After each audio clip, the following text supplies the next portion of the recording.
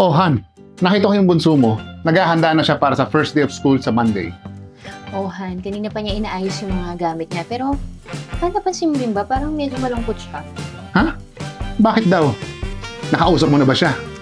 Oo, nag-aalala daw kasi siya kasi hindi pa natin nabibili yung mga school supplies na kailangan niya. Ay, kawawa naman si Bunso. Wala ba tayong mga gamit sa budget natin dyan? Wala eh, kasi di ba bigla tayo nagkaroon ng emergency? Pero Han, alam mo ba kanina, habang nag-browse ako ng Poco, biglang lumabas yung ads ni One Heart App.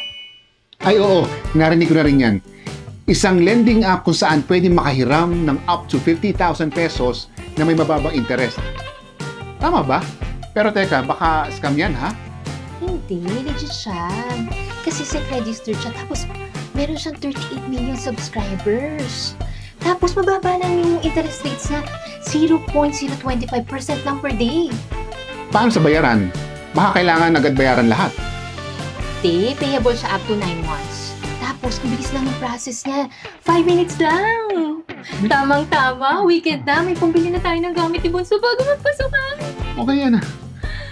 Galing mo, one hand.